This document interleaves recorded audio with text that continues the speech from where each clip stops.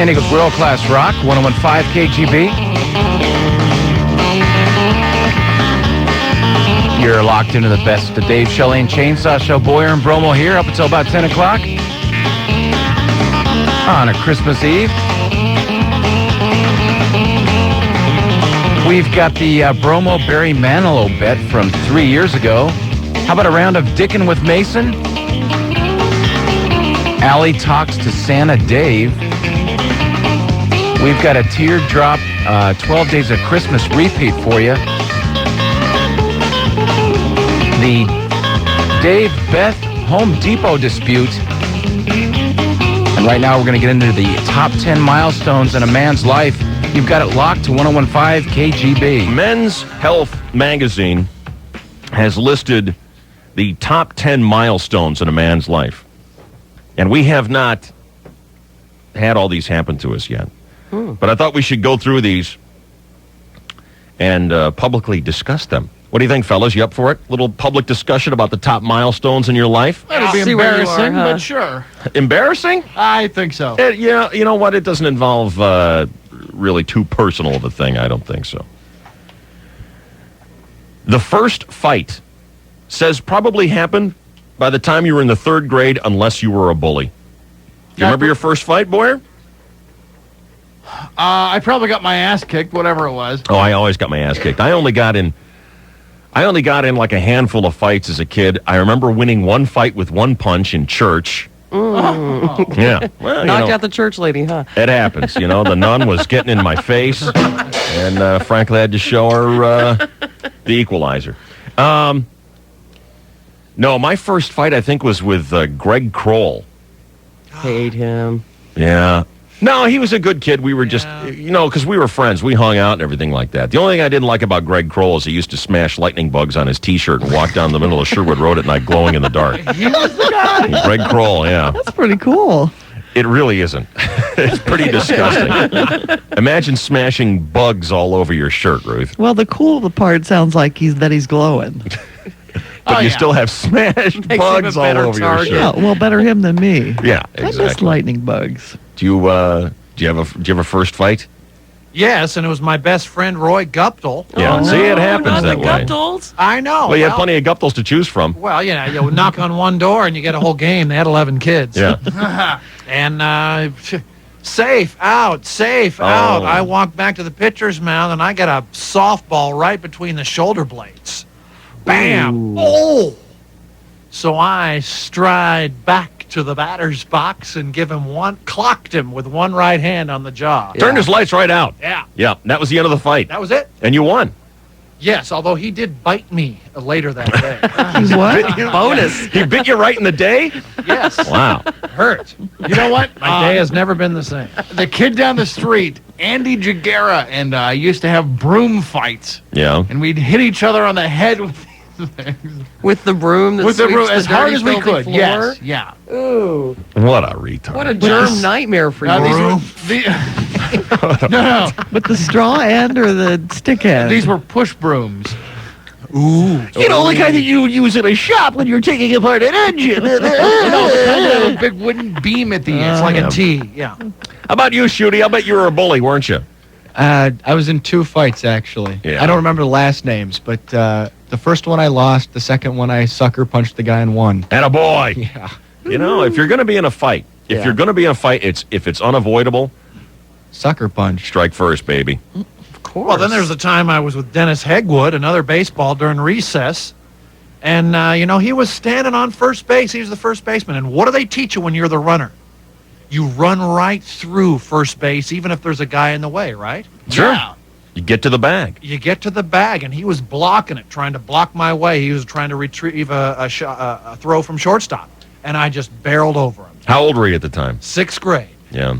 And we just facial to facial, man. Oh, right after school behind the tracks. Come Oh. on. Da, da, da, da, da, da, da, da. Oh, boy. And so we were like buddies, He was an Al Kaline fan. I was a Willie Mays fan. We shared baseball cards. It happens with your friends, especially in sports. Gary Granke, the high sticking incident down on the Des Plaines River. So what happened after school? through the rest of the day, we kind of, gee, gosh, we kicked the ground. But everyone had seen us Oh, challenge yeah. each other to a fight. Yeah. Hey, it's going to be rumble. So everyone shows up, including all the people. This is just terrible. Oh, I can't bear to watch. When are you going to be there? Okay, let's hurry. And so Dennis Hegwin and I are just kicking the ground saying, oh, shucks, we don't want to fight, and we didn't fight. Good. So Ronnie Diatley said, well, I came here for a fight, so he cold cocks me and beats the crap out of me. Just destroys me. I came here to see a fight, so someone's going down. I come home with blood and hair all tussled. Come here, little shirt. What happened, Cookie? Where did he get you on the Just jaw? face and arms. And fat lip. Did you have a fat Yes, lip? Oh, torn shirt. gosh. Oh. All right. That's the first fight. Next, on the top 10 milestones in a man's life, and mind you, we have not had all these, okay? So don't feel bad if you haven't had some of these happen to. The birth of longing. The first woman that turned on your loins. The first woman that turned on your loins. Boyer? Wow. Yes. I know the feeling. Yeah, who was it? Let's see. You know what? It had to have been like 3rd grade or 4th grade, and her name was Kathy. Kathy. Kathy. She was this blonde girl, sort of this all-American, fit, healthy girl next door, and just never went anywhere. That's a pity. Did she even know you? Oh, yeah. We were in school for years together, and it just ground into my heart every day. That's a pity. Kathy. And the wind cries. Kathy. Wasn't that a Hendrix song? I think it was. The wind cries Kathy? Joan Renteria. Oh. How old? Well, I was 2nd grade, so it was Oh. a jiggle in my belly. I just got all nervous and fluttered. When She I couldn't was- get her own diarrhea, so she had some rent. Well, see. Uh-huh. And, and that was it. Went away. Interestingly enough, mine was a Joan as well. Oh, I in don't remember. kindergarten. I don't remember how old I was, but I know it was. I know I was in the lower end of elementary school, where I grew up in Illinois. You went to 3 different schools. Kindergarten through 6th was at one school. 7th and 8th was another school, and then high school was its own school. So kindergarten through 6th was North School, and I know I was in the lower end because I was still on the short playground. Yeah. Because they had 2 playgrounds, the short one and the tall one. Yeah. And I was on the short playground with Joan Flores, and I flipped a stick in her eye, and she hated me ever since. Oh, was it an accident, or were you trying to flirt with her? No, I was flirting with her. Right. I wasn't flirting with her the way you'd hit a girl in the arm. Right.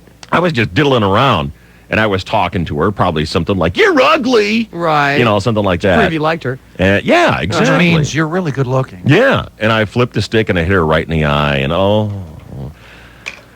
hate you, Dave. Joni. I remember the first time I followed a girl home from school. Really? I was in kindergarten. And What kind of car did she have? it was a 78 Buick. Yeah. But I followed her home from school, and I guess she was probably my first crush. Yeah. And then she moved away or something like that. Did you hang around out inside in front of her house, riding your bike back and forth? Just smoking a cigarette, hanging out by the light standard. I rode my bike back and forth in front of Hillary Hermanson's house. I used to do that in front of Marcy's house. Yeah. Oh, God. Did it ever get you anywhere, though? No, Dude. I mean, how you're just often going do you to come see the cat? outside of your own house? No, you ride out in front of the house, hoping Yeah. that she will see you Right. and come out and talk to you. Right. Oh. Yeah. Or Well, the- it worked or for the- George. George who? George who? On It's a Wonderful Life. Oh, okay. He's walking out with a Yeah. stick along the white picket fence, and Yeah. little Mary's upstairs. Are you ever going to come inside? Well, I don't know. My mother sent me over here. You walk out in front of their house, or you ride out in front of their house. Oh, I was just riding by. I live 40 miles away, but...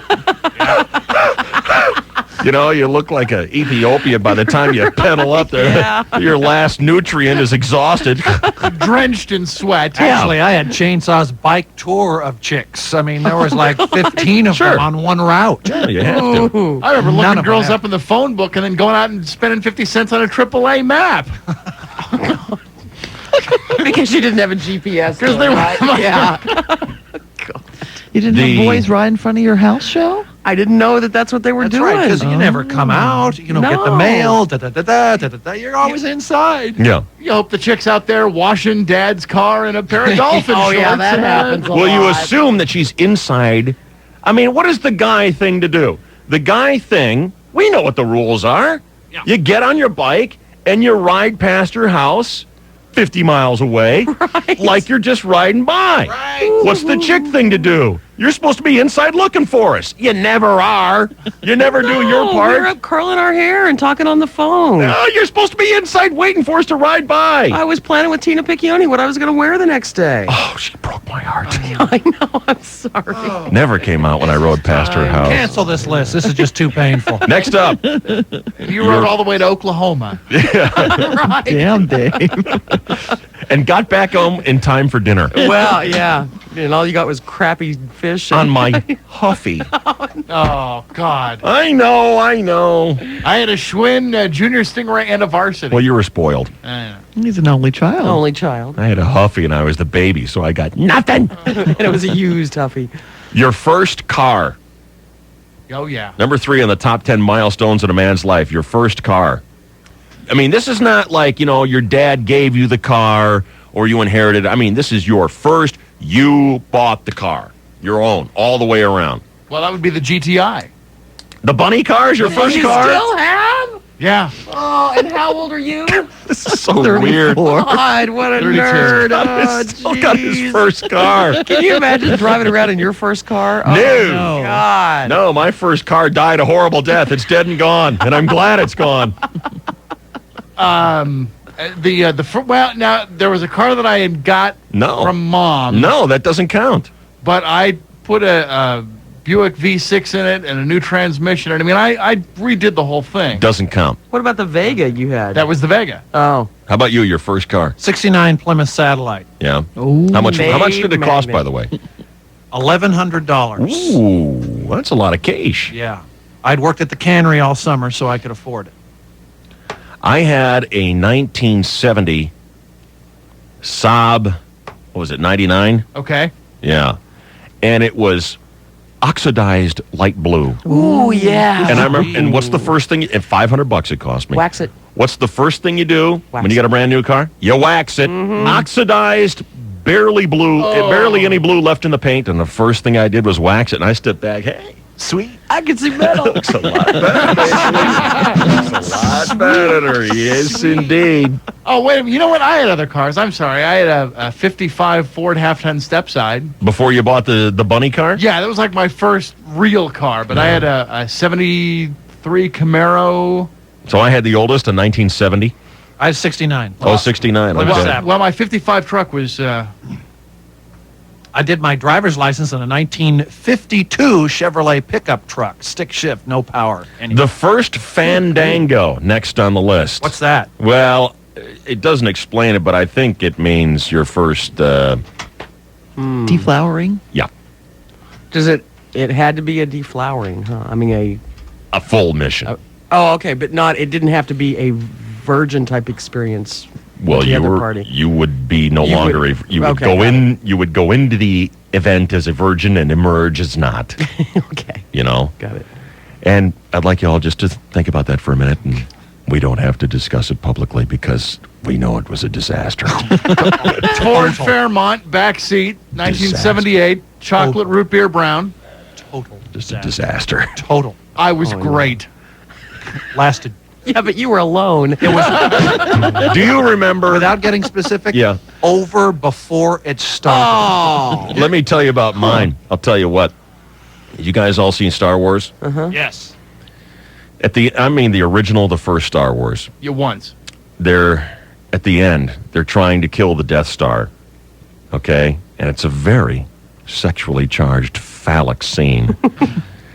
The only way to kill the Death Star is Right. for these little fighters to approach the Death Star, fly low inside this like air conditioning channel duct, Right. and they have to release a torpedo Ah. that finds its mark and goes deep inside the Death Star to the nerve center and blows it up. Right. Great.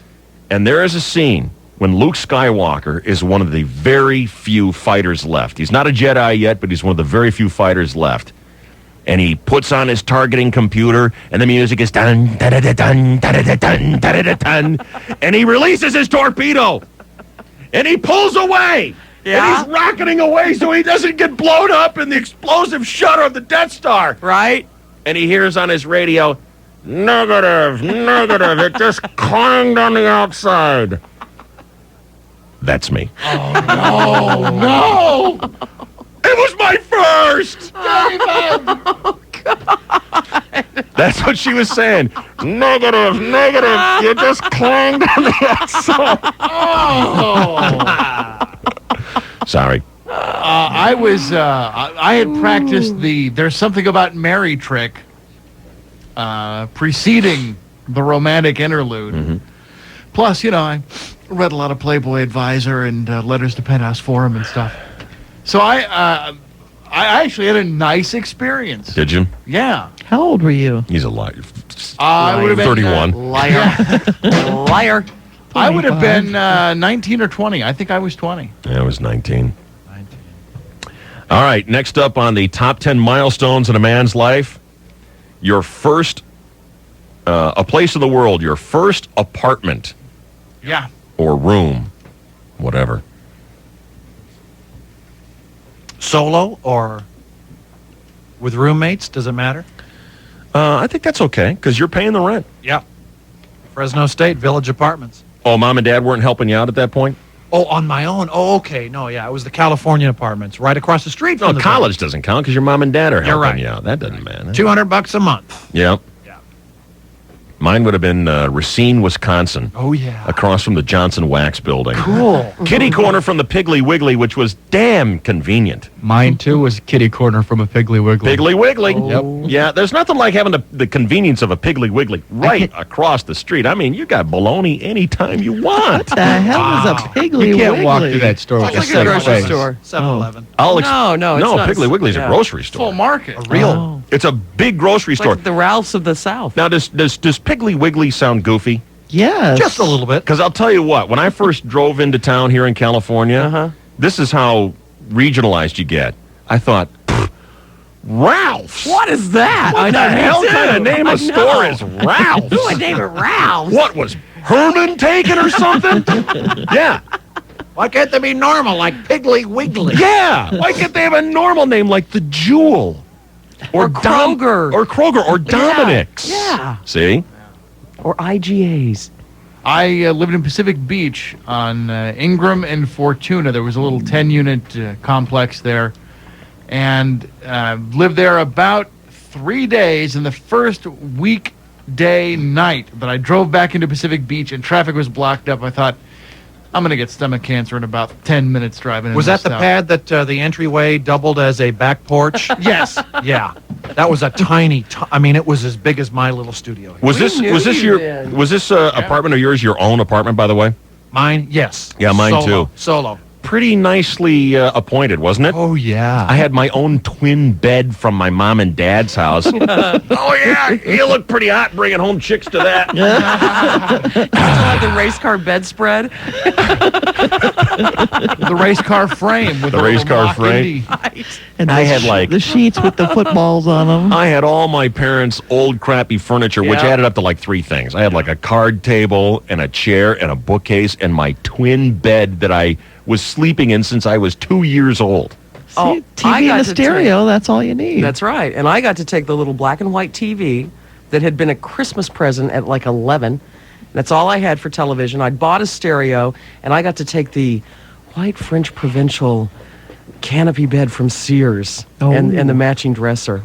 But when you're a guy and you've got your own apartment, your own place for the first time, one Yeah. of the first things you're thinking about is, Scoring chicks. man, I am going to be bagging chicks left and right in my own pad. You know, you're standing there with that kind of Wink Martindale look, that smile, that wink in your eye.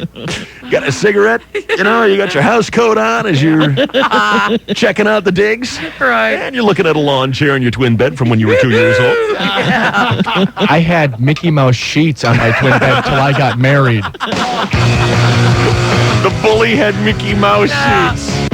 Dave, Shelley, and Chainsaw. 101 KTB. Eagle Eye, that's what they call me behind my back ever since I got my eyes done at Dr. Kawish's Gifted Touch many years ago. And still crystal clear vision to this day. And, you know, I've heard all the doubts about whether or not friends, family, loved ones would be a good candidate for the procedure. Oh, I've got astigmatism, or I'm nearsighted, or I'm farsighted, or I'm really, really blind. Takes care of people like that all the time.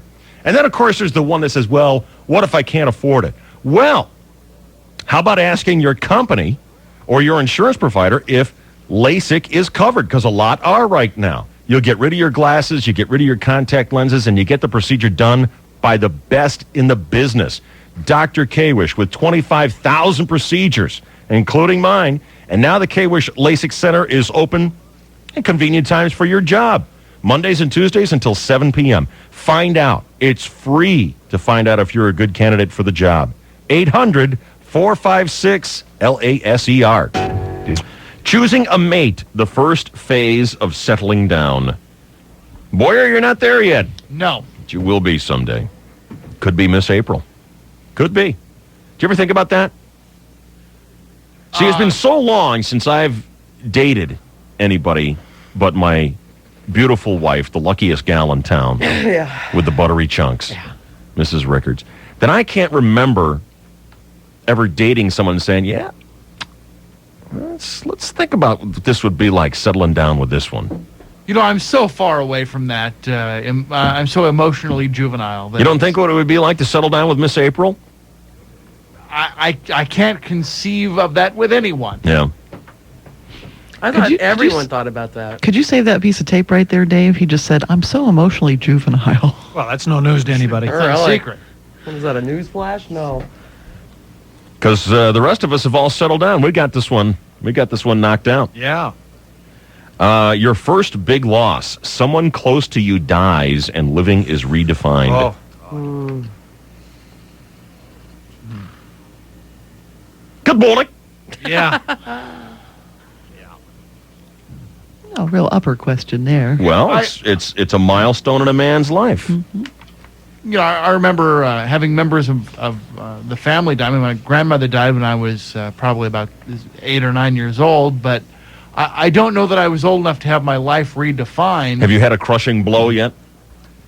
No. And you know what? It's silly to say, oh, you're whammying it, because, you know, it's going to happen one way or the other. Sure. Oh, yeah. And see, for me, this is stupid, but I was a mess when it happened, is when my dog Spencer died 2 years ago. That redefined your life. I killed know. me. Yeah. Absolutely killed me. Yeah. I almost think about it every day.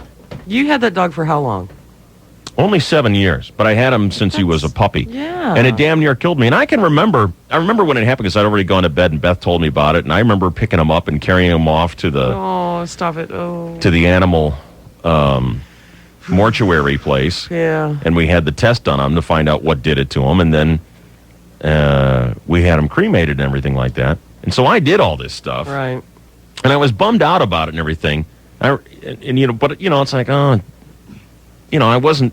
It didn't shatter me or anything like that. I remember Not right picking him then. up. I remember picking him up in the garage and putting him in the back of my car. It was the middle of the night and taking him off to the mortuary and saying goodbye to him and putting him in the refrigerator. Yeah. I wrapped him in a blanket and put him in the refrigerator.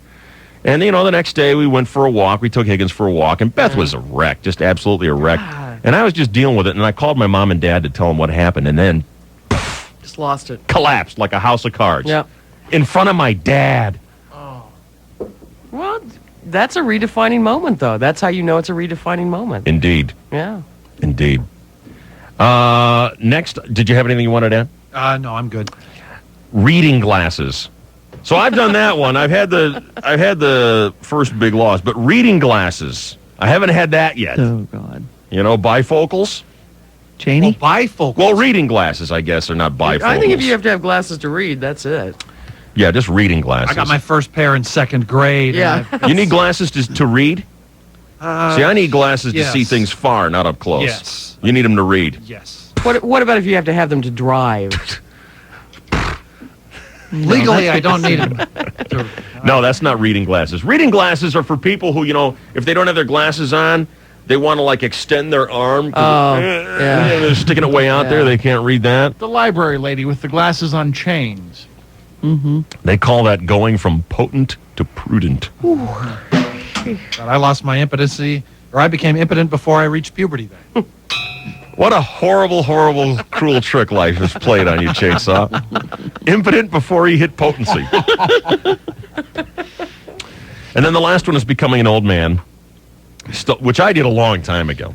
True. I'm very comfortable being an old man. I'm 36, but I feel like I'm about, God, you're only 36? yeah.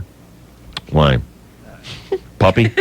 He's still younger than us, Chainsaw. No. Well, I'll always be younger than you guys. Jeez. But you Jesus. live like you're 60. I mean, And it's great. yeah, I know. And I love it. I know. I embrace my old man lifestyle. You're happy with a shot of bourbon, a cigar, and your easy chair Hey, wait. after 18 holes of golf. Amen, brother. I love that, and it got to the point where I finally started making some money, and I thought, you know what, it's time to buy a Cadillac, and Yep. that was the end of it. My wife put her foot down.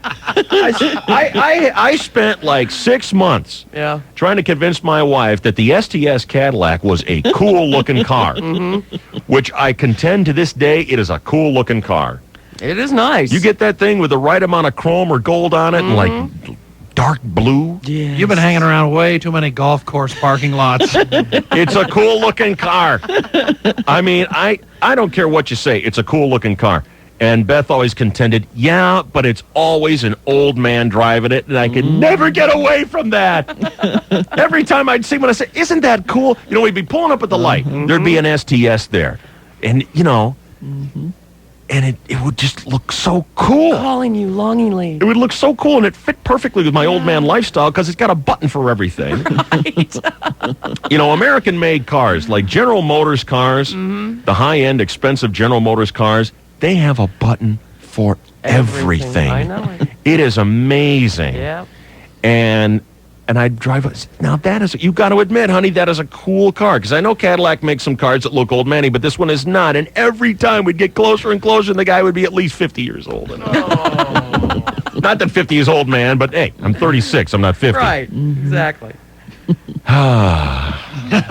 Lost that battle. Yeah. Lost that battle. Which is too bad because you could pretend like you're the old man with the young babe with the buttery chunks. Yeah. Yeah. Yeah. Yeah. Cool, cool.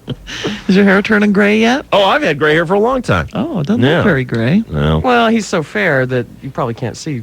I don't see much of it. Just like my lady, my fair lady. I have some gray chest hair. My fair lady.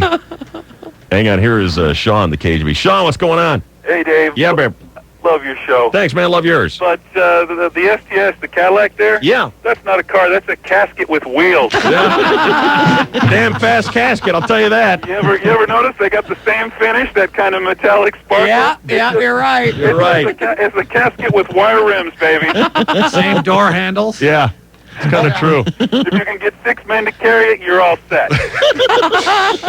Don't know if you're a passenger or a pallbearer. Bury me in my casket. There you go. All right. Thank you, Sean. You should get a classic. Here is Rudy next. Hey, Rudy, what's going on? Hi, I just wanted to agree with you. I do drive a brand new 98 Z28, but one of the other most beautiful cars on the road is a black STS Cadillac, 2-door, tinted windows, Yep. and really cool rims with overstock size tires on there. Tits. That car is tits. It's excellent. It's one of the best cars you could be in. Yep. Okay, Yep. gotta go. I'm on my way to work. Hey, wait a minute. I'm busier. I'm at. Get out of here. Z28, probably going to break down. Yeah, what do you think of the looks of the Cadillac STS? I think it's a nice looking car. I really do. If it doesn't have a hatchback on it, it's just not worth looking at, is it? I like it because it seems more square than the other design. Yes. Yes. And I'm a square car guy. It's very angular. Very angular. Well, that's what Aunt Jeffy and Uncle Bob drive exclusively Cadillacs. Well, They Uncle love Bob. it. He is so He's a old. I Cadillac know. guy. He's not You an know old man. He's a swinger. He's a swinger for a more mature man. How old is Uncle Bob? I've met Uncle Bob one time, and I can tell you all about him. He's 65 or Okay. 70. Gold bracelet, Yeah. Oh yeah. Cadillacs. Yep. working real hard on the hair. Yeah. Yeah. Yeah. Yeah, I know, Uncle Bob. Come Used on. to wear pinky rings all the time. Oh, he's And pinky those, ring. oh, yeah. Yeah, and definitely. Those brightly colored golf sweaters. Sure. You know, he always used to wear those. And he all golfs. the I time. dig Yeah. Uncle Bob. He ought to move here. He'd have a best friend in me. No, you guys would hang all the time. All the time. Hobnobbing on the big courses. you All the know? time. I Yeah. get along a little bit too well with Aunt Jeffy, I think, for his taste. Yeah, you might be able to work something out. You never know. Aunt Jeffy and I are pretty tight. Pretty Especially he tight. digs you too. Especially since you gave her the slang word. Oh, yeah. All right, move along. Does Uncle Bob smoke cigars and drink martinis? Oh, yeah. Are you kidding? Oh, yeah. Are you He's a kidding? Scotch man, actually. I don't Fine. think he has martini Scotch. I think Long it's as his it's drink. something brown. Yep. That's good. And you don't cut it with any foo-foo stuff. Hey. Ice, maybe. And a little bit of ice. Just what a am I, a little. friggin' ice Well, skater? he's in Hey, Palm give me Springs. 4 He cubes. might want a little bit more, but yeah. Shut up. I know. You're right. Yep. It's good to be old. Shooty, you're an old man, aren't you? Absolutely. Did your wife hate that about you? She reminds me, you're just an old man. I was toying with the idea when I was looking for a car, maybe the Ford Taurus. And she went, "Oh, Dad, no way, that's an old." And you know, and I didn't just want the black Ford Taurus. I was going to get the gold one. You bought a very what's Sporty. Collegiate? No, that's not the right word for it. Gay. Hey. It's not the right word either. The practical car. Yes. Very, very practical car there, Mr. Shooty. Thank you. Yes, indeed. It's an old man thing to buy a practical car. Yes, indeed it is. It's not practical like a Ford Taurus, though. Damn near. Oh, my No. God. Damn near. And it's practical with a family in mind. That's right. And you know Is it a 4-door? it is a 4-door. It's Yeah. a sedan, you Yeah. know. And you know you're really getting old too when you'll compare trunk sizes with somebody else's car. Now look at the trunk room I got here. That You used said to, that to me. yeah, to my, and I'm proud of my trunk size. But my grandfather and my I am as father, well. my grandfather and my father used to fight when my grandfather was still alive about whose trunk was larger. They park their cars next to each other, open them, and just stand there and argue about it. That's an old McGill. You know what the greatest thing about my car is? You know, sometimes you'll open up like lids and hoods in your car, and there will be a sign telling you how to do things. Mm-hmm. Swear to God, I'm not making this up. Yeah. There is a sign in my car. When you open the trunk in my car, there's a sign that shows you how to fit 4 golf bags in my car. I have the biggest trunk here. 4 golf bags. You can fit my car in your Not trunk. like stacked. Yeah. Laid out neatly, Neatly. side Uh-huh. by side. 4. 4. Get out. Right. Put a sandwich in the back of your car and you have to slam the lid down. And for the size of my car, it's a fairly good sized trunk. Yes, it is, but it's a very practical car. very You practical drive a very car. practical car, Chainsaw. Yes, I do. Practical. Yes. Yes. You drive a bunny car. Yeah, you do. We're very practical. Yes. Sedans. Boy, is he only on with a 2-door. Yeah. That's because he's the hot swinging bachelor Oh, yeah. amongst us. I only, except for the free Mitsubishi that I'm driving, I only have 2 doors. That's it, I'm a baby. 2-door guy. You go to 4 doors, you're an old man. You've given up on Yeah. your bachelor days. It's the very next thing you do. Slide that ring on your finger, get a little puff in the belly of your wife, 4 doors in the car. I've had a 4-door. I had a 67 Chevelle that was a 4-door, and I didn't mind it. It was nice because you pull in and the parking spaces are narrow and you don't have a big door to clang into somebody. It's Hot just chicks don't dig 4 doors Yeah. unless it's on a limo. And it's just that when you get to the point where you are too damn lazy to lift up that seat to get somebody into the back seat, you want 4 doors, then See? you know you're old. You have You are old. you have made the transition from cool to old. Mm-hmm. And when you double date, boys in the front and the gals in the back seat. What? Oh, come on. Mm. That could be the defining pivotal moment in everyone's life. I've done that a couple of times, and I just couldn't help but thinking Bridge games and country clubs. I mean, it Bunko. 4 doors in a car. That's it. You got a 4-door, you're old. Got This my is the first first one 4-door I've had, yeah. when I was 39 years old. See? Not going back. Loved it. I remember my Regal. My big white Regal Oh, I love What the year? Buick with Regal. red leather interior, Yes. 76. Was it white? That was still the big body, right? Oh, huge. Yeah. Huge, with a giant engine in it. And a 8 gas, miles to the gallon. And a gas tank that leaked. Yes. It was 2 doors. 2 miles to the gallon. It was 2 doors. And if you parked in any conventional parking lot, bang, into the cars. Bang, trying to get out. The doors were so damn long. And heavy. 76 Buick Regal. Is that like a Monte Carlo, kind of?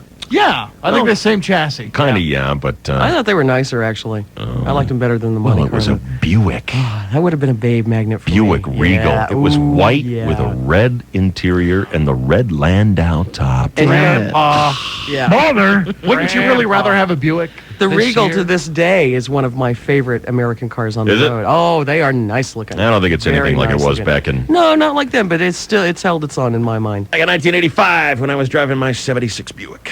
Are you familiar with the 87, Thank you, Chainsaw. I deserve that. 87 Grand National?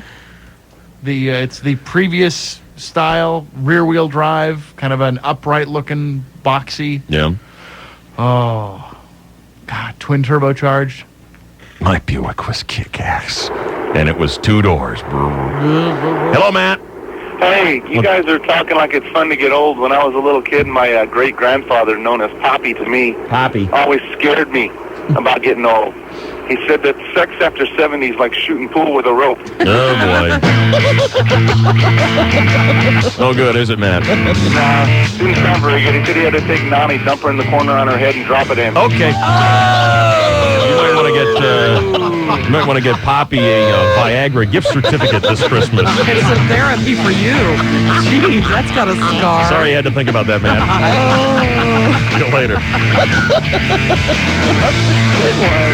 Good morning, everybody. The comments and opinions of Dave Shelley and Chainsaw may not reflect those of the staff and management of KGB-FM, but they probably do.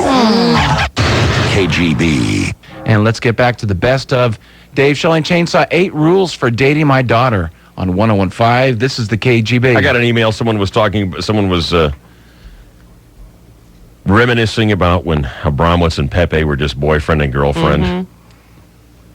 Dave, when I was in high school, I used to be terrified of my girlfriend's father, who I believe suspected me of wanting to place my hands on his daughter's chest. He would open the door and immediately affect a good-naturedly murderous expression, holding out a handshake that, when gripped, felt like it could squeeze carbon into diamonds.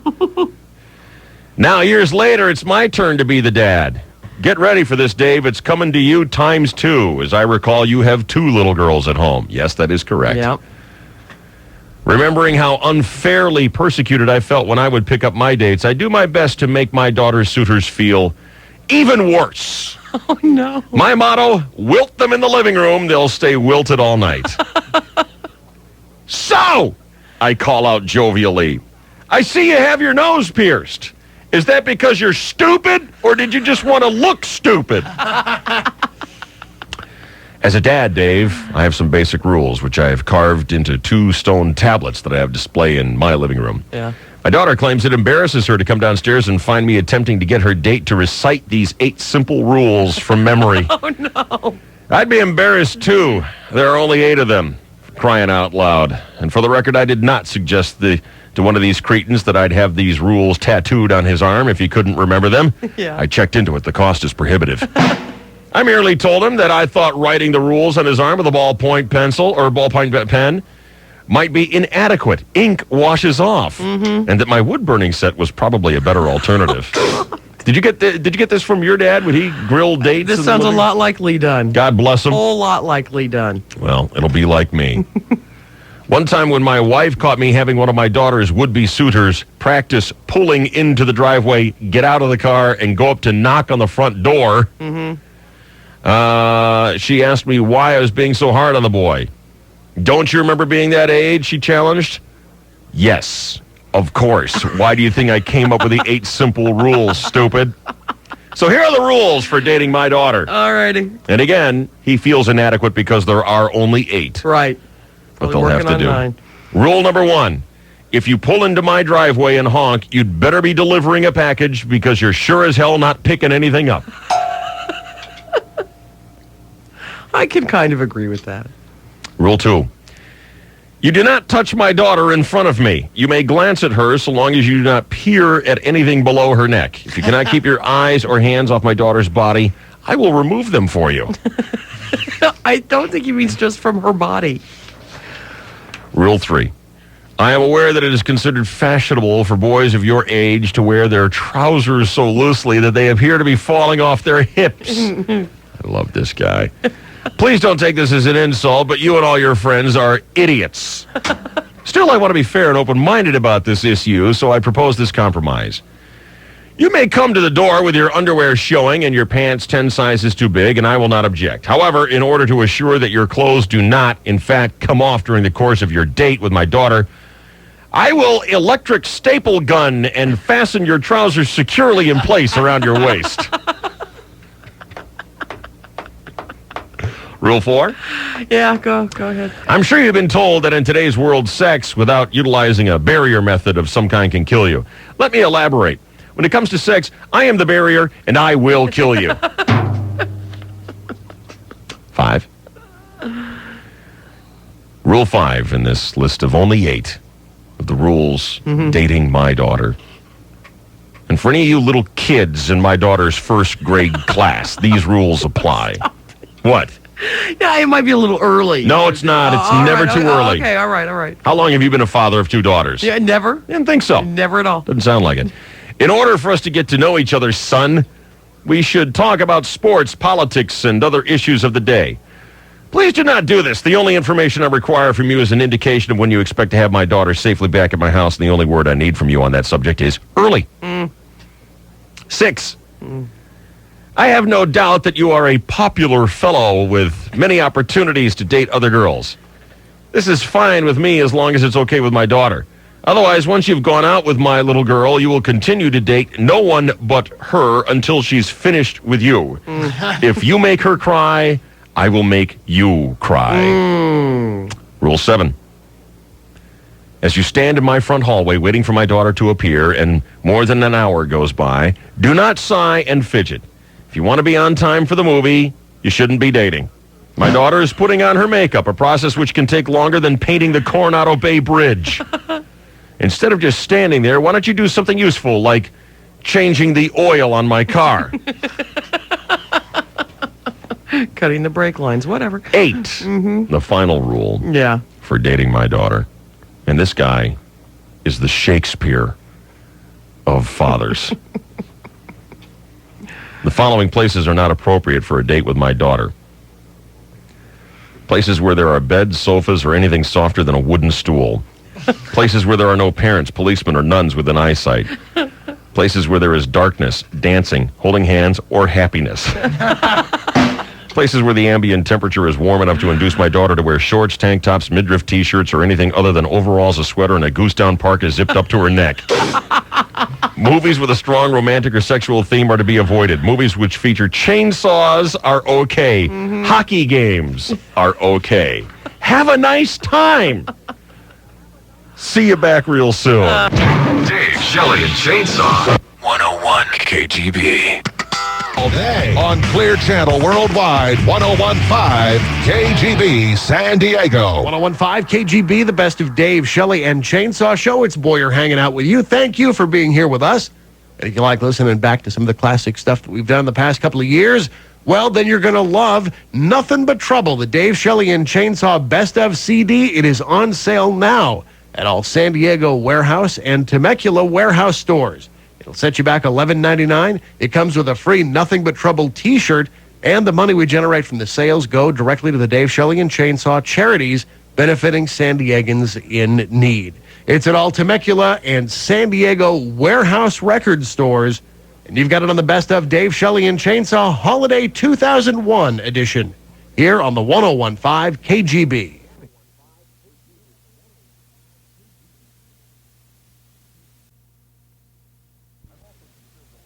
I'm also consumed a little bit by a domestic spat that we had yesterday. Oh, no. What happened? Here we go. I was trying to do my job thing, which has, untold pressures. no respect whatsoever. It's turned into I know, a family inconvenience. The money that I make here at this job I don't make it coming to this job. I just get it because I exist or whatever. Yep. I don't know. Do you ever get that? Yes. What is up with that? It's like, oh, little Brian has a thing at 8:30. You got to be there. Well, I think I'm working at that time. No, be there. I get that too sometimes. It's like, Carly's, like Father's Day thing is like at 8:30 on Friday morning. You have to be there. I said, honey, I am on the air. Mm-hmm. We're in the middle of the fall book. I cannot be there. All the other fathers are going to be there. None of the other fathers have jobs at 8:30 in the morning. Right. That's right. Or, can be there at 9 or whatever. So, yeah, there's no respect for the money-making. It's just the money is expected to be there because I exist. Yeah. I still think to this day, Oh, God. Oh, no, not again. Oh. There go the lights. will you open the door and see if the hallway is... Very frightened by this. This is not a good sign. Okay. The lights are up still. My The lights phone are line on didn't still. go dead. The lights are on, yeah. I just want to make sure that our air conditioning is going to stay on. Me too. No, if I die, I think she'll stand there yelling at the coffin. Where's the money? How come the check stopped? What happened? There is no ability to put 1 + 1 together. Yeah. On how to make this money. Well, I was answering email at the computer, which she hates Why? because it means that I'm not like doing something around the house. Oh. I don't know. She hates it when I'm doing email. You live on that computer. Just answer an email looking for some Part of bits your and stuff. job, yeah. I've tried that explanation. Whatever. Yeah. So anyway, I get the phone. I get the holler from the kitchen. Are you going to help me with the kids at any time today? Uh-oh. And I hollered back, no. I didn't think so. Oh. So, am I going to help with the kids? So anyway, I'm trying to finish this thing that I was working on. And she comes in and says, you haven't been with the kids for 1 minute, helped with the kids for 1 minute today. And I've heard this. Yeah. And it's not that it's not true, but yeah, I mean, sometimes it happens. I mean, I'll be at work, I'll get home at whenever I get home, and then Carly is at school until whenever she's at school, and then she gets home, and then by the time she gets home, I'm busy working on the computer, whatever. You didn't help with the kids 1 minute. I actually spun in my chair, and I'm like, you didn't help me with Stump the Jokes Art today. You didn't help me with one joke. Good call. Good for you, David. Thinking that this is the equal opposite reaction. Right. How did that didn't- go over? No, Yeah. It didn't go over. Yeah. And I thought, that is the most retarded thing you've ever said. I didn't help with the kids one bit today. No kidding. I'm doing the job thing. Which, How about this argument? See that roof? See that food? that doesn't go. It doesn't go. It doesn't fly. Nothing flies. So was this resolved? No, Still up in the air? Oh, no. And it's not like it's a big ugly fight that we're in the middle of, but it's like it's ongoing every week. Yeah. At least once a week, I have to put up with this. Well, what does she want to do? I mean, I assume she wants some free time to herself while you take care of the kids? Yeah, and it's not like I was just laying around. Yeah.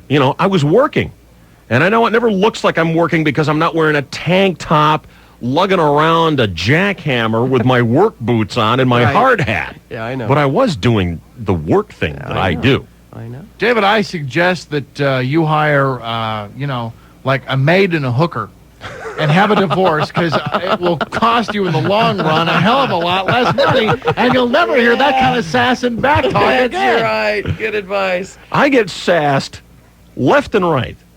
Sass. Yeah, well. And it's just when she gets tired of dealing with Alec. Yeah. Are you ever going to help me with the kids? And I just, no. I'm not. Didn't I?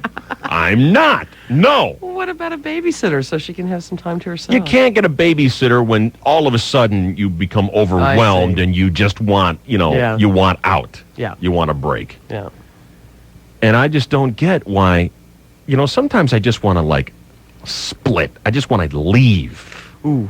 I do, seriously. Ooh, yeah. I want to take off for a week and say, you know what? I hope the bills don't pile up too high over your cute little buttery chunks head. Oh, no. Oh, no. I'm not kidding. Don't give me the, oh, no. I know. Don't you?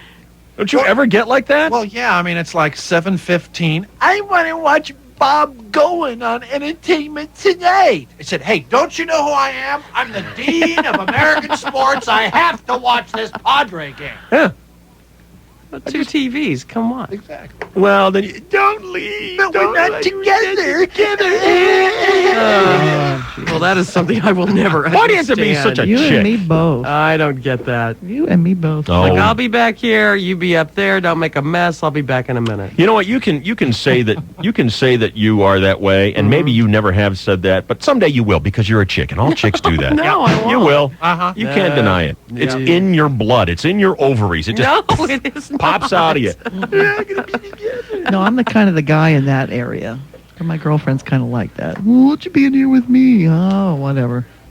Well, because sitting together doesn't mean much of anything. It's like we're just sitting together. Big deal. I want to do this. I want to just like disappear unexpectedly for like with no money coming in. Yeah. Not that pipeline, that Alaskan pipeline of cash.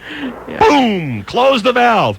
Well, where'd my money go? Daddy, Daddy. Gone. Well, the kids can choose sides. Uh-huh. Okay? Oh. You want to go with the dough? You want to go with your mo? Well, now, wait a minute. Before you had children, Beth was quite successful in all of her working endeavors.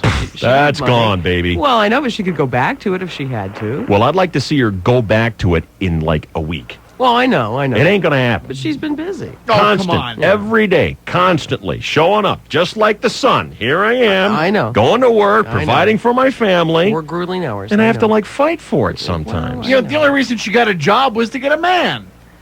Oh, Boyer. Oh, my That's probably true. I've never wanted to hit you as much as I want to Nicole. hit you now. Yes. How are you? God. How you doing, Nicole? I'm okay. How are you? Good. What's going on? Is doing the wash and raising the children and cooking your dinner every darn night not a job? Not a job. Of course it's a job.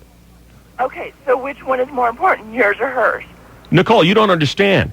I'm not telling her, hey, I'm not ragging at her to, get away from the stove. I'm not saying, hey, Yeah. you live over that darn stove whipping up my dinner. Why don't you go do some busy work crap that I don't want to do? This is what I'm talking about.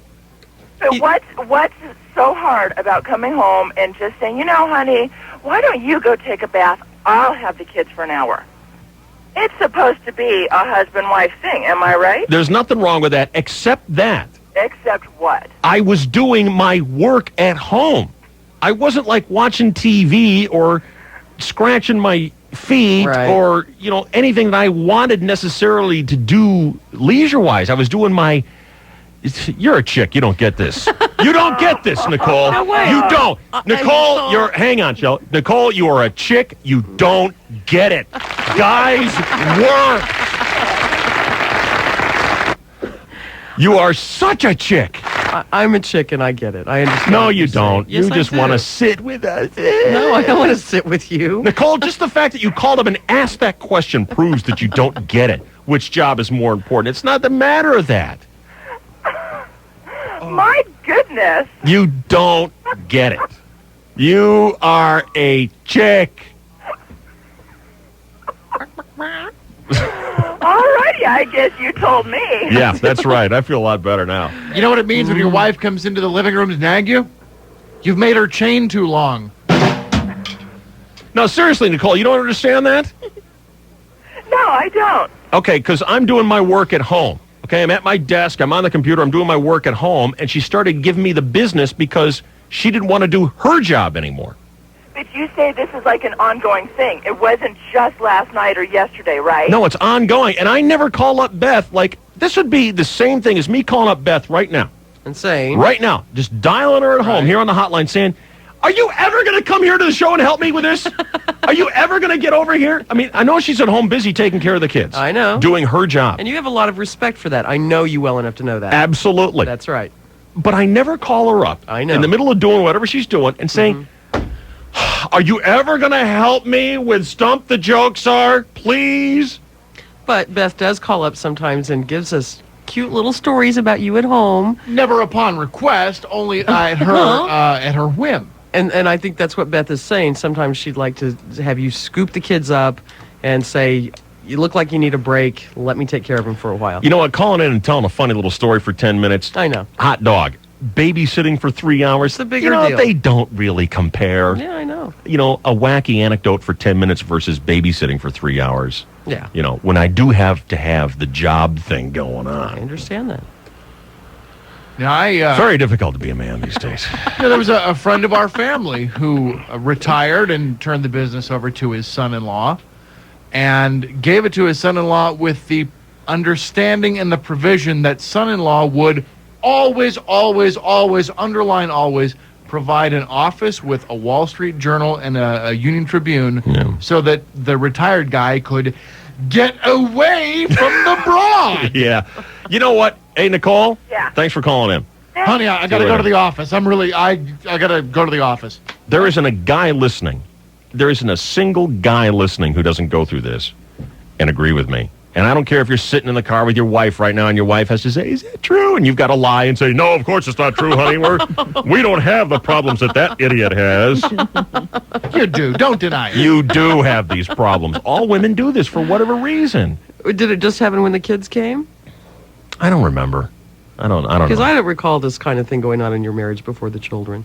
Well, I think David worked more hours at the station before the kids came. I don't know. Yeah, remember. we all did, yeah. Dave. Hey, how's it going, guys? What's going on, babe? I would love to be a kept man. Oh, God, would it be wonderful. I would kiss the ground that woman walked on if she was bringing a couple of grand into my pocket every couple of weeks. Yep. I'd go shopping. I'd go out to have lunch with the guys, And when she came home, I'd have dinner ready. I'd have a clean carpet. Damn it, I'd have clean sheets on the bed. Wow, what are you doing tonight? I could drop $100 on a little tin of powder for my cheeks. What the hell is that? My manicure and pedicure. Yeah. $100 of her money. Yeah. Yeah, with her money. I don't have there's no male pride thing going on here. That would prevent me from doing that. All right, thanks, Dave. Have a good one. See you later. He left out the taking care of the kids part, though. All guys know this. All guys understand this. There's just no way. Kelly. Dave. Kelly. First of all, my name is Hallie. What is it? Hallie. Hallie. I beg your Yes. pardon. Sorry. Go ahead, You know Hallie. what? I have a great suggestion for you. I think that what you need to do is to set aside a little bit of time when you get home for when you work. And then when you're all done with your work, then you can participate in raising the kids. This way Beth has to leave you alone. Clearly, another chick who doesn't get it. No, I think she's saying you come home and the wife has to shut up until 1 o'clock or 2 o'clock. That's not the way it works. I go home. Isn't that what you're asking for? You're asking for a little time to yourself to do your work. And this way you'll get it, and Beth will be off your back, and then when your time is over, then you guys can be together, and it'll be a lot more quality time. No, you know what? I mean, I don't want to have to schedule and then beg to go to work. You know what I mean? Well, I kind of understand that. I don't want to have to make a schedule and do it when it's convenient for everybody.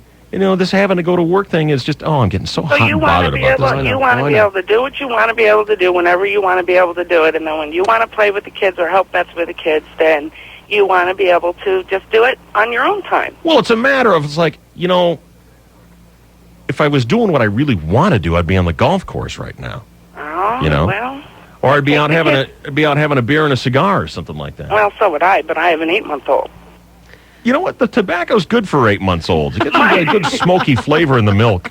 Moms can't just drop everything whenever they want to. But you know what? And I wasn't asking for that. I wasn't asking for that. Again, it's the same thing as me saying to Beth, like if she's like cooking or like diapering the baby. I wasn't saying, will you quit, taking care of the kids? Will you stop that? I don't go do that. You live on those diapers. Well, it's they're two. You live in that laundry room. Types of jobs. No, it isn't. Oh, I think so. It's responsibilities. It's things you have to take care of. Right, but I think Dave, her job. have you ever stopped and tried to see Beth's side of this story? There is no side. See, that's the problem. That No, would be it's a not. problem. Yeah, it would be. Hallie, it's not. When I'm going to do it. I'm going to disappear for 2 weeks. Good luck with the bills, honey. Just You know what I hear you saying, David? You don't feel appreciated. Don't analyze me. Well, no, you don't feel appreciated. It's not a matter of appreciating. You know what? I got a house to pay for. I got kids to take care of. Da-da-da-da-da, all this stuff. I'm not going home saying, hey, how about a great big fat thank you for this? It's just I know that I've got to do it. Right. And the minute someone interferes with me doing that, I start getting nervous. Because? I got a house to pay for and kids to take care of. So you would like a little appreciation? No, I would like a little less interference. I'm not... Oh, You know what we giving need? me the analyzed smile. It's not appreciation. I just don't want to be interfered with while I'm doing it. I so understand. Oh, you are being so condescending to me. I'm not. This is what you're doing to me. You're going, I went completely out of this battle. I went completely out of it because you know what? I'm not married for a good reason. Because I don't want to get into these battles ever. I don't. That's what you're doing to me. You're giving me the old condescending. Well, I think, you know what? I think anytime you say I can't see her side of it, then you got some problems. I can't see her side of it only because there is no side to see. I can see where that might be a problem.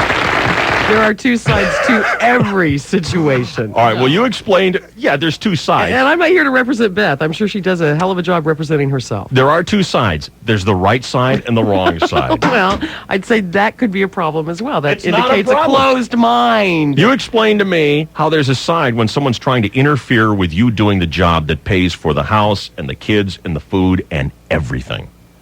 Explain to me how there is a side to that. I don't think that makes you God. I think sometimes you have to be flexible enough No one to else is say- going to do this. I think you have to be flexible enough to say sometimes, you know what, she's having a hard time. Maybe I need to stop what I'm doing right now, here and now. She'll be having a harder time living in a refrigerator box on Broadway downtown begging for scraps of food. I don't think she sees it as an either-or situation. What about David when Dave is having a hard time coming up with bits for the show? And that's where we all got to. The argument yesterday. Well, you never helped me with Stump the Joke Czar. All right, well, I've dug a nice hole here. Good job, David.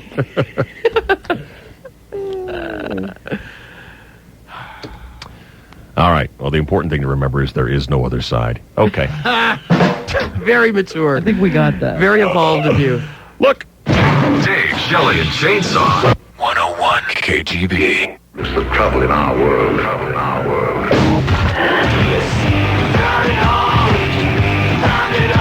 Dave, Shelley, and Chainsaw. The trouble in our world. It's enough to give you the shakes. KGB.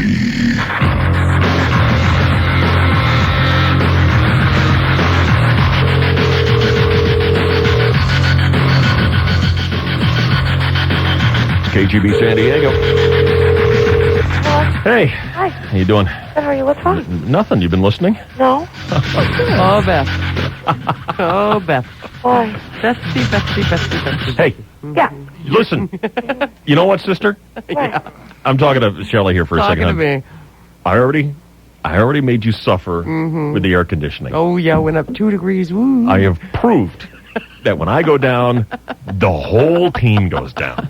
What'd you do? So you choose sides. Dave, don't tell her about the bet. Whatever you do, don't tell her about the bet. No. I was just ragging a little bit and About whom? about who? Oh, it's like About who? 3.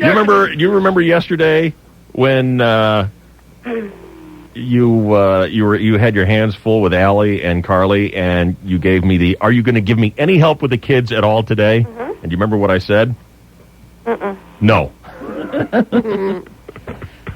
I was just ragging a little bit. No big What deal. did you say? I said no. I'm not going to. Oh, thanks. You're welcome. I know. I mean, it's like you came home from work, ate lunch, watched TV, took a nap, and then, like, I'm struggling. He's standing in the kitchen, and I'm making dinner. He goes, well, why don't you get her something else to eat? She didn't like that. And he's just standing there. And I'm, like, running through the kitchen. Yeah. Trying to get a million things done at once. Yeah, and he said, well, I think you should get her this. I'm like, well, You know why what? can't you? You know what? Boiling a pot of noodles does not constitute a million things at once. I was making, was I making your dinner? One thing. No, I made my dinner. Okay, I was making, What? well, nonetheless, I was washing dishes, getting drinks, milk and Right. juice. Right. And I was making the girls' dinner. Very careful, And you're like Shelley. ordering me around while you just stand there with your hands in your pocket. I said, why don't you give her something to eat so she'll be quiet? Right. Well, while you stood there. Yeah. Right there. Okay. You know, Hey, you were cook of the day, sister. Huh? You were cook of the day. You A were in charge of cracker, the a kitchen. cracker from the pantry. That's all it would have taken. No. Jeez. And I- then you know. after all that, then you go in the office to like play Pong on the internet. yeah, or whatever. that's see, this is how far off you women, you just don't get it. This would be her side of that Oh, story. nobody Don't. plays Pong. Right. All I hear in that office are bells and whistles. And you giggling. What are you doing in there? You are full of crap. You are full of crap. You hate it when I do email. Oh, you live on that computer. Well, you do. Carly, where does Daddy live? Why isn't she at school? She said on the computer. Why isn't she at school? Well, we leave at about 8:15. Oh, I thought she started at 8 o'clock. No, she starts at 8:30. And you know what? I promise you right now, there are women in their cars. See, he doesn't even know when his daughter goes to school. He doesn't know anything that goes Only on. the second day of school. You know, I heard you spouting off on the air the other day. Yeah, Carly starts school on August 31st. No, I said on Monday. Oh, but it was on Tuesday. Okay. See, he doesn't even know. I bet he doesn't even know what color their eyes are. I bet you don't even know what she's wearing right now. No, I had. Boy, Don't even. I had put forth the argument that you have said to me before, are you ever going to help me with the kids? And my response to that is, are you ever going to help me, like, write a joke of the day? Well, I'm helping you right now. That's right, and that's exactly my point, Beth. Thank you, Shelley. Shelley, welcome. you are on thin ice. Go ahead. Shelley. Go ahead. Oh, Thin I'm ice, telling baby. you. I have a feeling Beth and I and the kids could be real happy, like in Cabo somewhere for a couple of weeks on your credit card. Yeah, Shell, I'd like to see you with 2 children. So when you and Boyer You go would have a gay, Shelley and stroke in I'll 10 go minutes. Did you hear that? What's that? Gay. I said when you and Boyer go gay, Shelley and I'll go gay. There you go. We'll eat sushi every night. Yeah. Yeah. I am so ready, Boyer. You want the phone number? If you didn't have pants on, we'd be gay right now. We would be gay right now. I can make it happen. Bet you can, big boy. Dave, we'd be racing cars and rebuilding GTOs. Crap. And We'd be shopping all day and getting Welding. manicures and facials. Oh, it'd be great. Oh, it would be wonderful. We could train the girls right, start them out shopping, get them little bitty credit cards. That'd be so cute. This is God's big joke. Dave. God's big trick. God's big joke. Making men attracted to women. That's right. You know what? Gay guys, they got it all figured out. That's right. They're the smartest. They're the smartest people on earth. They figured it out. Thank you. David, I think you've got a little leverage on Shelley. Don't we have something we can, a couple of phone calls we can make? That's right. Anytime I want to do that. Couple of phone calls. Thank you, Boyer. Just let me remind you. All right. What now? Reminding me of the detective leverage. work yesterday. So were you really like slamming me because I said, "Aren't you going to help me"? Is that why you were calling me? Yeah. Yeah. Well, Good-natured ribbing. can I ask what was so wrong with that? What? Sit on the floor. Because I was doing my job. I was answering email looking for bits to talk about today, and you wanted... Okay, well, all right, well, I'll give you that. But, all right, when you were snoring in the bedroom, Yeah. and then when you were just, like, sitting there when I was trying to get everything ready for dinner, Mm-hmm. I mean, Sounds good to me. you didn't help one single bit yesterday, not one thing. Okay, you didn't help me one single bit yesterday with my radio show. You didn't. But you know what, Dave? What? The kids are not just mine. Hello.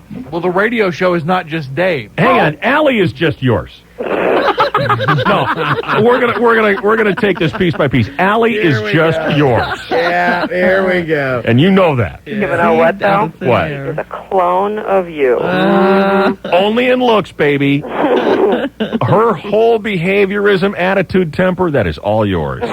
And you know that, right? Mm-hmm. But she looks like you. Well, she got the good looks in the family. Oh, you're a saint, Beth. I hope Carly didn't hear that. Huh? I hope Carly didn't hear that. Well, Carly knows that I adore and love her. I'm braiding her hair. It's Allie who knows that you don't. Yeah, Well, she's too little to understand. Right. And you know what? she'll Allie never doesn't. Kick your ass when you grow up, Allie Dave. does not care. Yeah, Does not care. yeah. All she wants is her Teletubbies and her food. You know what? I'm just furniture in the way. It's true, isn't it, hon? Yeah. Me or Allie, you mean it? No, Allie. Oh. She doesn't care. The kid is a rock. He's so funny. All right, well, you know what? Yeah, Peanut. Despite all your flaws, honey, I love you very much. Oh, my God. Could you name a flaw? Yeah, you don't like that I have a job for a living. Well, Dave, you were home from your job before lunchtime, and you didn't even But help it's- until bedtime. But it's my prerogative to do my job when I want, right? Right. Right. So whenever I choose to do it, you get upset.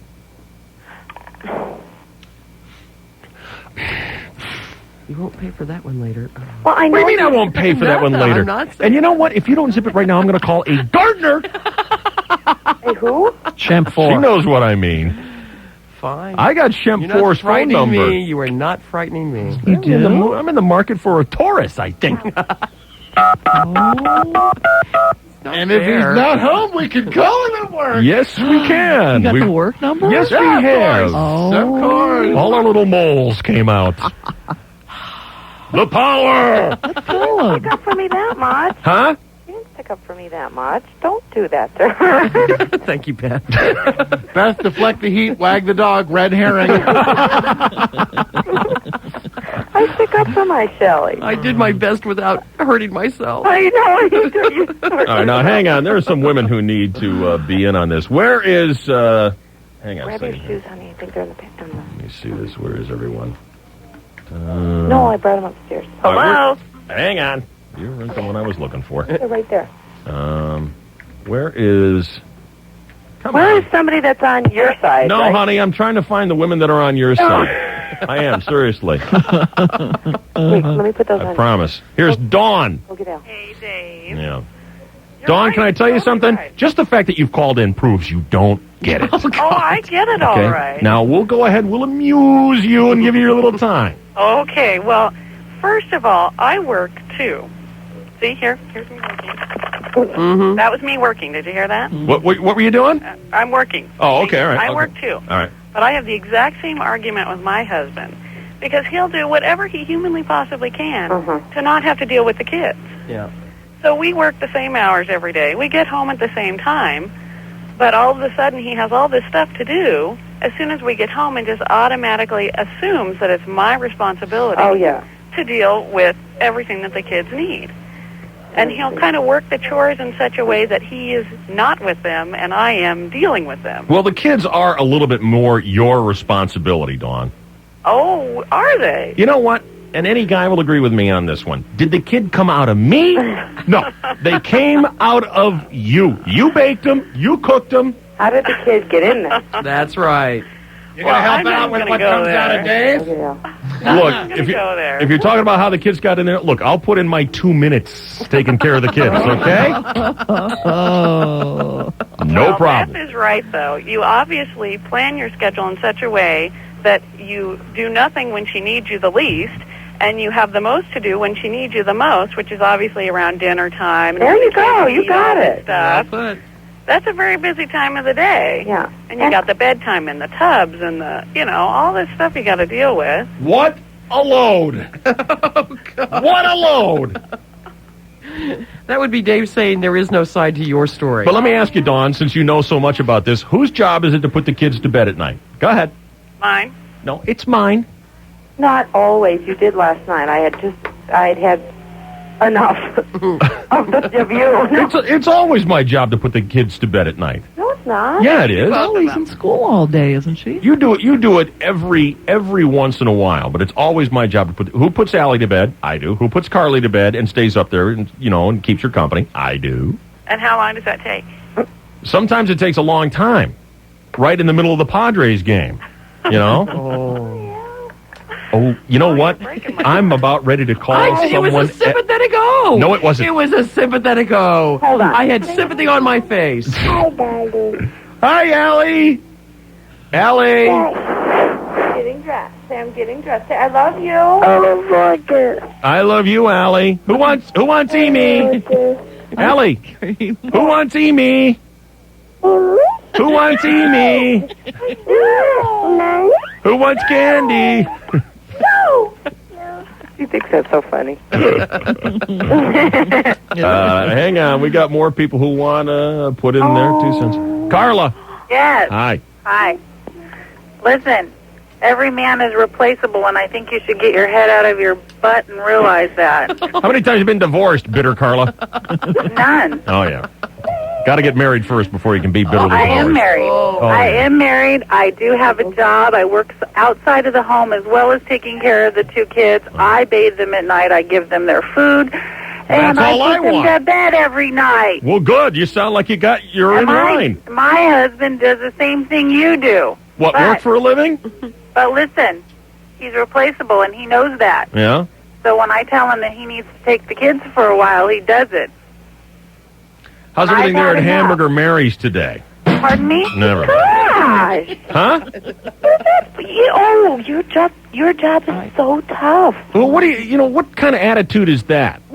You can be replaced, and my husband jumps when I call. Hey, you're wearing your red no. coat and you listen. Hey, you know what? The last If your time I wife ran... left you, it would take a hell of a lot longer to replace her than it would be to replace you.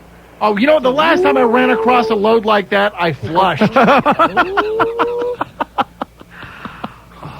Well, honey, I have to go. I've got to get kids to school and Well, fed and, hang on. Let me take one more here. Hey, I wonder who's on the phone here. Hello? Hello, Dave. This is Sharon. Oh. Long-time listener, big-time Shelley Beth and Ruth fan. Sharon. I'm not a parent, Dave, but my life partner is, and I know enough to say that if you're going to participate in conception, if in fact you did at all, Dave, you are obligated to help out around the house.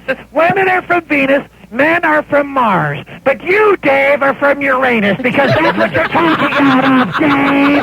You are a double-talking liar. You are a double-talking liar. You're a double-talking liar. Gutless scum and double-talking liar. Double-talking liar. Double-talking liar. You are gutless scum and double-talking liar. Have a great day, Sharon. Honey, Yeah. I got to go. I know. I don't have time for this radio business. I got to get, honey, I've got 5 minutes to get her. I still love you very much. Oh, good. Yeah, okay. See you later. Bye.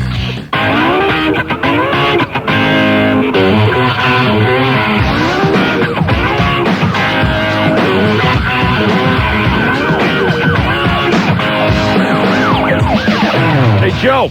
Yeah. Give me call letters and a time check. Call letters. Okay. Sorry. It's KGB. It's 20 till 9. I think we got a relatively new guy here with us. How you doing there, Joe? Pretty good. How about yourself, Good. Dave? What's going on? Not much. A little piece of advice for you and Yeah. something for the women that have been calling in. Mhm. Is that there's one thing worse than a male chauvinist, and that's a woman that doesn't know her place. Yeah, that's right, Joe. Thank you, Joe. Okay, bud. See you later. I think you agree with that, don't you, Shell? Frog in my throat. I don't know what's wrong. Here is Sandy. You're on the air. Welcome to the show, Sandy. Dave. Sandy, you don't get it, okay? No, honey, you're the one that's not going to be getting it from your wife for a long time. She must be a saint. Sandy, what kind of Be a saint. kind of convoluted, foolish point are you going to attempt to make here? You contributed 2 seconds to making your children. They're yours for the rest of your life. Your job as a parent is to make sure that you show a good example, one, of a good relationship, not some guy who's sitting on the couch or in his office. I liked it better back in the 40s, Yeah. where the guy would come home and he had no business dealing with the kids. You know, he'd come home, he'd have his martini, he'd read the paper. That is awesome.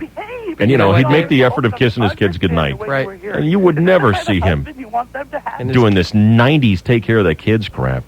All right, well, But you weren't born. Well, in that's not a bad 40s, point, Sandy. I appreciate it. You know, I mean, my husband gets up in the morning. You know, this is what a blabbermouth. I tell her I agree with her, and then she wants to keep on making her point. Don't go past the point of the sale to us. She might know it's a hollow agreement. Not hollow. Where's Daddy? Where's Daddy? How come Daddy doesn't come to the school thing? Daddy tries, and it's hard. You know what? When you're 50, 60, 80 years old and you look back... That's my. Wait till Allie's writing Daddy Dearest Too late. books. And if your wife, all she's trying to do, That was my mouth noise of disgust, by the way. every once in a I while, have one. bring your wife out. Watch this. I'll tell her I agree with her, and she'll Yeah. keep going. What Watch she's this. Do it. Because she's doing just because you go to work, you're enabled. If I'm able to get a word in edgewise, I'll tell you. And you know what? The moms that have to go to work or the moms that want to go to work, that's fine. I'm lucky enough that my husband can support me. I feel so sorry for the poor schmuck who's married to this chick. You know what? I think our Probably an kids are better earplug for it. salesman. Probably dying to meet Mike Tyson, so we'll chew his ears off. Sandy, those are not bad points. I appreciate I'm it. glad I kind of quieted you up a little bit. Yeah. Okay. You have some butt kissing to do when you go home tonight. Uh-huh. All right. See you later. See you, bye. Jeez. I like the earplug Mike Tyson parlay there, fellas. Thank you. That was awesome. You got to look for something to while away the hours while Sandy's going off on you. Blah, blah, blah, So glad I'm not blah. married. Mouth bomb. Jeez. All right, here is Dan on the KGB. Dan, what's going on? Hey, I was married for 10 years to a woman who I gave her everything she wanted. I worked 55, 60 hours a week. All she had to do was sit home, take care of 2 kids, eat bonbons, sit on the couch, watch Married with Children. That's all. Not get fat. Right. Piece of cake. She complained I was working too much. So I hired a part-time guy to fill in so I could spend more time at home. Yeah. Took her all of 3 or 4 days to tell me that I wasn't working enough. What are you doing around here? Money. Yeah. What are you here for? You're supposed to be out of the house. It occurred to me that the best way to please her was divorce her. So that's what I did. All right, Dan. Well, I'm glad that worked out for you. me. Okay. All right. See you. Bye. I haven't had a single guy call up yet and say, Dave, that's not right. Every guy relates to this. Every single one. Perhaps they're not allowed to use the phone right now. That's a load. That one woman who called up and said, he can be replaced. He knows his place. I'd cut my head off before I went home to a wife like that. What kind of relationship is that? If you didn't cut it off, she'd cut it off for you. Oh, man. It makes you wonder how many parts have been already cut off that guy. He knows his place and he can be replaced. I think he's got a little rubber band how is that around the different sack. from the guy who just called and said women should know their place? Well, I think he was kidding. Well, I think he was doing a little joke. Clearly, that woman was not joking. yeah. I mean, you don't go for that, do you? You know what? I don't think there's any way to win in this conversation. I really don't. See, that's the difference between you and me. I look at this, I got an hour and 15 minutes here to keep hammering home my point. Never give up. See, you're just like, tie, truth, whatever. No, I don't think I'm going to ever convince you that there's another side to this. And it's not my place or job to convince you of that. You try, though. Well, no, once in a while I can't keep my mouth shut. I don't know what's wrong with me. Yeah, threatening her with that little phone number, I think, did it, Dave. I don't care. It's fine with me. My ass, you don't care. I don't care. It's fine. Your face turns bright green every time we bring it up. That's not true. Let's call him. It's not true. What do we got here? Gay Joe is on the line here. Hey, David. Hey, Joe. Hey guys. David, you and Boyer stay put. I'm coming down after the show with the paperwork and your membership cards. We'll do the service right there. Cheney can be your best man. We'll get Jeff and Jerkoff to be your my maids of honor. Boyer can slip a piston ring from the bunny car on your finger, and it's a done deal. Oh, that ring's not going on his finger. Man. Thank you, Joe. They don't call it a piston ring for nothing. That's right. That's the smartest guy in the world right there, Gay Joe. Tacos. I'm the only one who understands me. I know. The only one. I know. No one else understands me except for me. Hello. All right, are you Dave? Yeah. This is your number one fan right here. It's Earl. Yep. Oh, by the way, how do you like my hurricane? The only Earl I know isn't sterile inhibitant. And now that he's reached land, incontinent. So how about that, my friend? Yeah. Dave. You know what a big fan I am of yours. You and I are so alike. We think alike, we act alike. We're like Patty Duke and her cousin. Yep. So maybe it's because I've got a few years on you that I've learned a lesson that you are still struggling with today. What's that? The lesson is this. broads are genetically incapable of getting it. And the solution is save your breath and start nodding a lot. Right. That way she'll stop screeching blissfully unaware like a moth on a light bulb, and you'll still get laid. Because no matter how many times or how many ways you try to explain how 1 + 1 equals 2, she'll never, ever get it until she's watching Oprah when some Oprah guest explains how 1 + 1 equals 2. Then she'll run to you and say, hey, guess what? I was watching Oprah. 1 + 1 equals 2. Huh, how about that? Never thought of that. But what you brought is too dim to realize that the broad guest on Oprah is a transsexual who gets it only because she used to be a guy. Oh, Jesus. Broads are genetically incapable of getting it. That's what he's talking about. That's what I'm talking about. I love your show, buddy. I love yours. Thanks, All right, Earl. Keep it up. Get out, Earl. Dave, Shelley, and Chainsaw. 101 KGB. Right now, we're going to get back to the best of Dave Shelley and Chainsaw Show, what first graders write to God on San Diego's World Class Rock. This is KGB.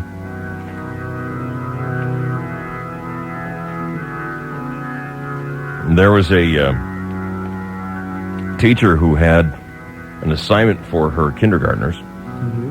This is kindergarten or first grade. First graders. And the assignment was to write a letter to God. Oh. You ever written to God? No, just talk to him. Have you ever seen, yeah, I know, when you talk to him.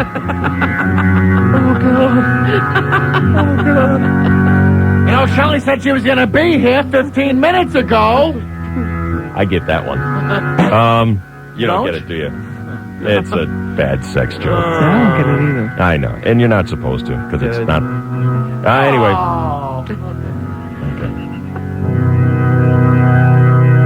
The speed bump in my bit of life. Chris Boyer, ladies and gentlemen. Sad. Oh.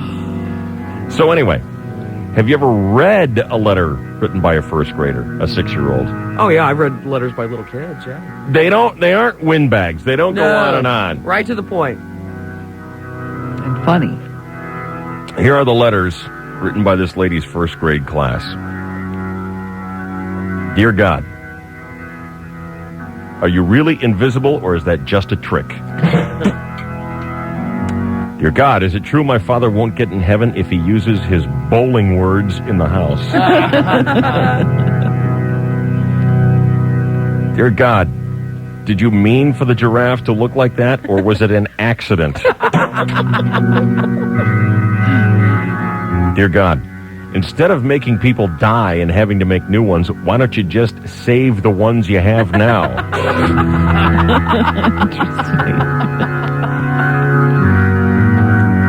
Dear God, who draws the lines around the countries? Dear God, I went to this wedding and they kissed right in church. Is that okay? Dear God, did you really mean do unto others as they do unto you? Because if you did, then I'm going to fix my brother.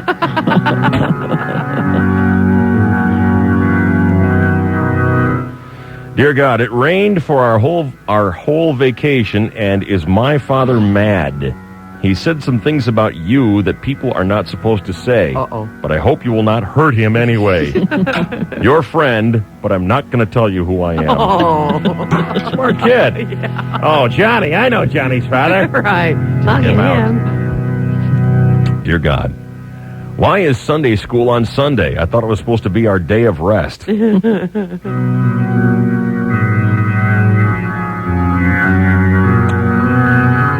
Dear God, please send me a pony. I never asked for anything before. You can look it up.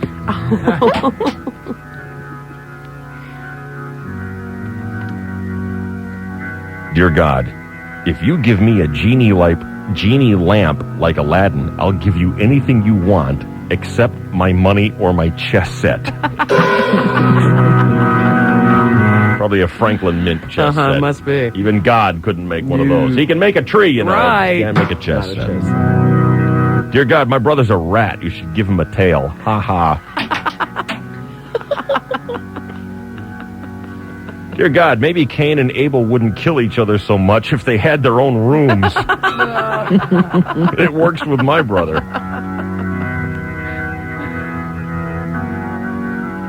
Dear God, I want to be just like my daddy when I get big, but not with so much hair all over. No kidding. Dear God, you don't have to worry about me. I always look both ways. Dear God, I think the stapler is one of your greatest inventions.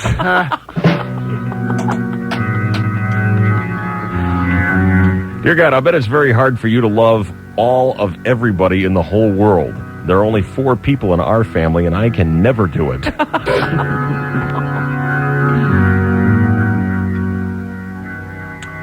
Dear God, my brother just told me about being born, but it doesn't sound right. They're just kidding, aren't they?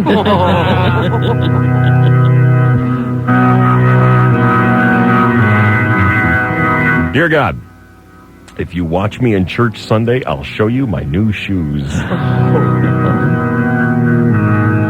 Letters from first graders to God. Dear God, we read Thomas Edison made light, but in Sunday school they said you did it, so I bet he stole your idea. Dear God, the bad people laughed at Noah. You made an ark on dry land, you fool. But he was smart. He stuck with you. That's what I would do. Great. We have a job for you with the KGB sales department, you little suck up.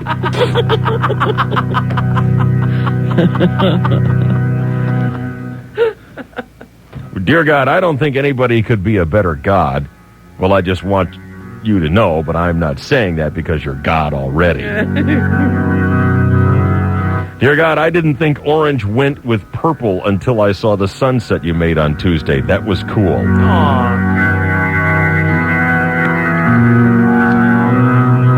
Finally, dear God, if we all come back as something, please don't let me be Jennifer Horton because I hate her.